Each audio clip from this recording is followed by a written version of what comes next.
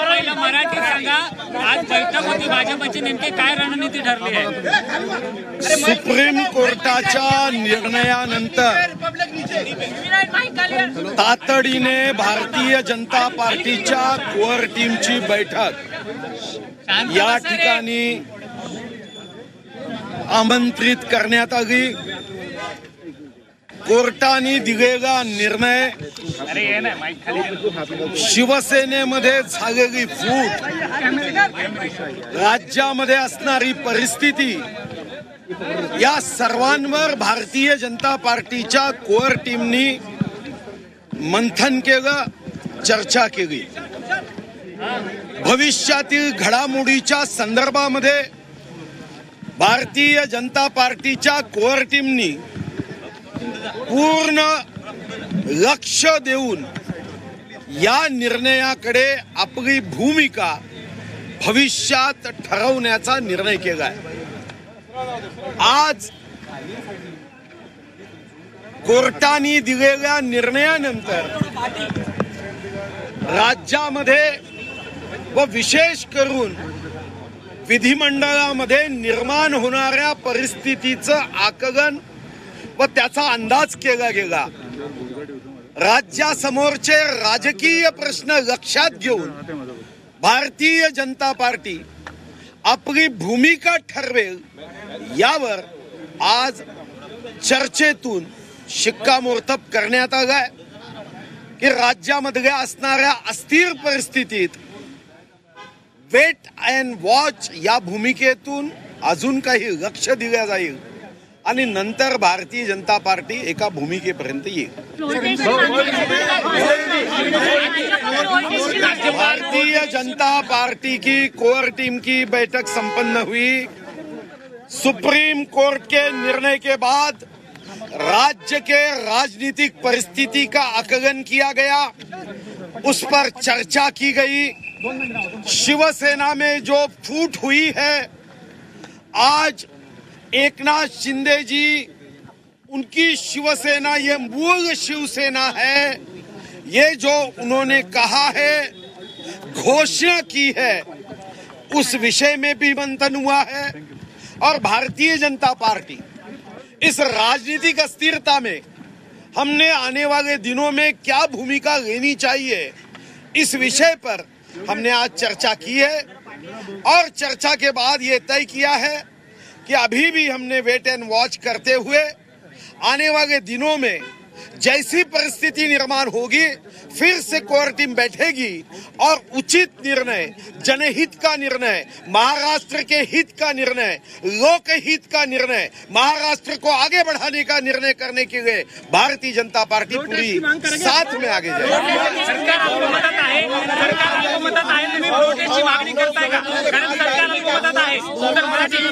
Bharatiya Janata party की or से मैंने आपको कहा है कि अभी तो ये मांग श्री एकनाथ शिंदे जी के गठ की ओर से की गई है, हमने उस पे भी ध्यान दिया है। और आने वाले दिनों में जैसा मैंने कहा, जैसे जैसे गठों की ओर से प्रस्ताव आएंगे, उस प्रस्ताव के बाद फिर कोर टीम बैठकर उचित निर्णय करेगी। सरकार बनाने के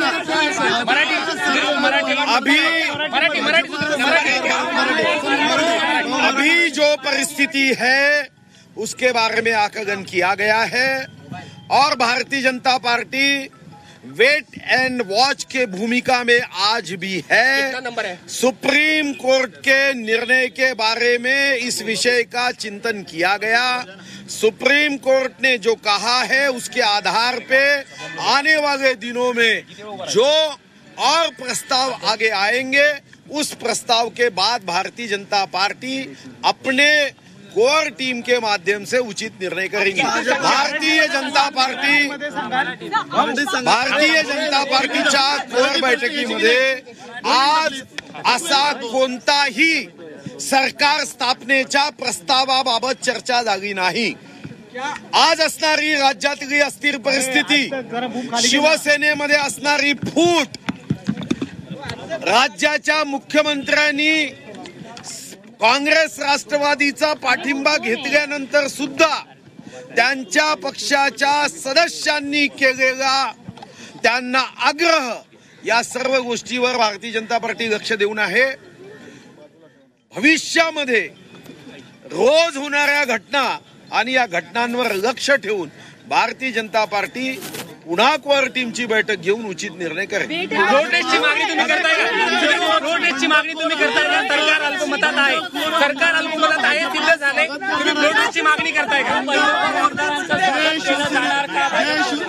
एक मिनिट, शेवटचा प्रश्न. बंडखोर आमदारांचं भाजपा स्वागत करणार आहे. एकीकडे एक प्रश्न, बंडखोर आमदारांच्या संदर्भामध्ये खरं तर हा प्रश्न हा आपल्याकडून अपेक्षित नाही, कारण ते स्वतःला बंडखोर मानत नसून ते शुद्ध 24 कॅरेटच्या शिवसेनेचे आम्ही आमदार आहोत असं सांगतात. तुम्ही मग प्रश्न करताय ते बंडखोर. आता बंडखोर कोण की संजय राऊतांच्या शब्दामध्ये बंडखोर नॉटी कोण हे तर येणारा काळ सांगेल. आणि म्हणून यावर मी कोणत्याही शिवसेनेच्या आमदारांना बंडखोर समजत नाही. याचा निर्णय भारतीय जनता पार्टीचा आमदार म्हणून मी करणार नाही. पण शिवसेना आणि त्याचं बहुमत यांनी आतापर्यंत आम्हाला कोणताही प्रस्ताव दिलेला नाही. शिवसेनेकडून जेव्हा प्रस्ताव येईल आणि म्हणून बंडखोर आमदारांच्या प्रस्तावाशी भारतीय जनता पार्टीला काहीही देणं घेणं नाही. शिवसेना जर ते मूळ स्वतःची मांडताय तर शिवसेनेकडून काही प्रस्ताव आला तर पुन्हा कोर टीम बसेल. नोटीसची मागणी तुम्ही करताय का? नोटीसची मागणी तुम्ही करताय का?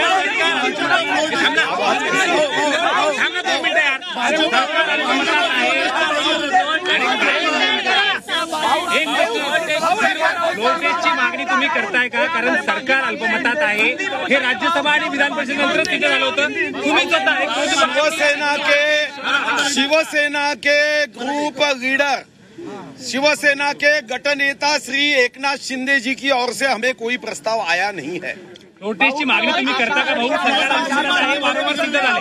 राज्यसभा असेल, विधान परिषद असेल, दोन्ही वेळा सरकार अल्पमतात सिद्ध झालं. आता तुम्ही नोटीसची मागणी करता का? एवढा मोठा गट बाहेर गेलाय, तुम्ही विरोधी पक्षात आहात, मोठा आकडा तुमच्याकडे, तुम्ही स्वतः नोटीसची मागणी करणार आहे की नाही? मी पुन्हा आपल्याला सांगतोय की कोर्टाने दिलेल्या निकालाच्या संदर्भात कोर टीम मध्ये चर्चा झाली आणि या चर्चेनंतर अजून वेट अँड वॉचची भूमिका घेण्याचा निर्णय झाला आहे. आम्हाला फ्लोअर टेस्टची मागणी करण्याची आज तरी आमच्या चर्चेतून गरज वाटत नाही. यानंतर येणाऱ्या प्रत्येक घटनेनंतर आमच्या भूमिकेमध्ये चर्चा होईल, मंथन होईल, संवाद होईल आणि त्या संवादानंतर निर्णयाप्रत येऊ.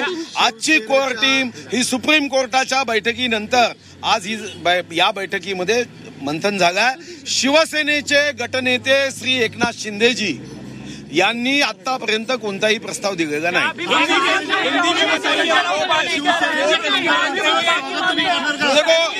ऐसा है,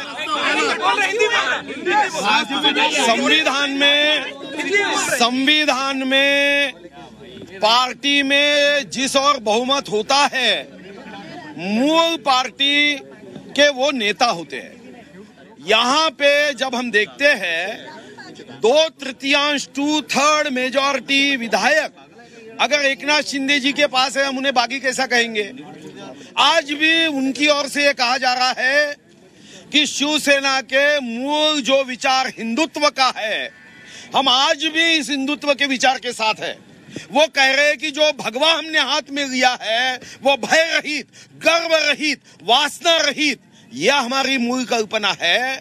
तो अगर वो वासना रहित कह रहे हैं, इसका मतलब भगवा उन्होंने अपने हाथ में पकड़ा है, वो खुर्ची की वासना नहीं करते, ये उसका अर्थ होता है. तो हमने उसे बागी या बंडखोर कहना ये मैं उचित नहीं समझता.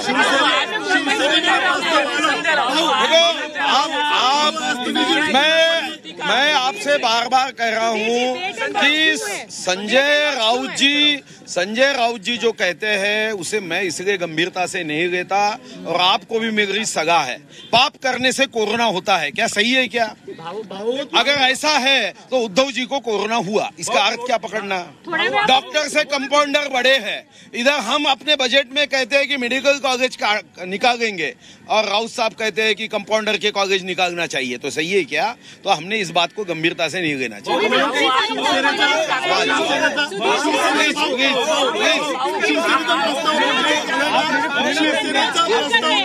शिवसेनेचा प्रस्ताव तुमच्याकडे आलेला आहे का? शिवसेनेचा प्रस्ताव एक बोला ना. शिवसेनेचा प्रस्ताव तुमच्याकडे आलेला आहे का? शिवसेनेचा प्रस्ताव तुमच्याकडे आलेला आहे का? एकनाथ शिंदे सोबत तुमचं काही बोलणं झालेलं आहे का?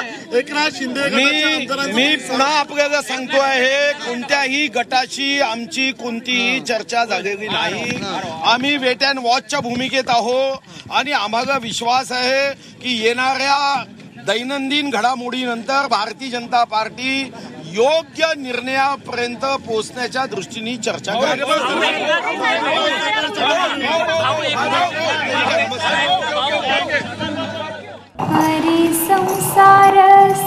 बहिणाबाईंची जात्यावरची ओवी म्हणजे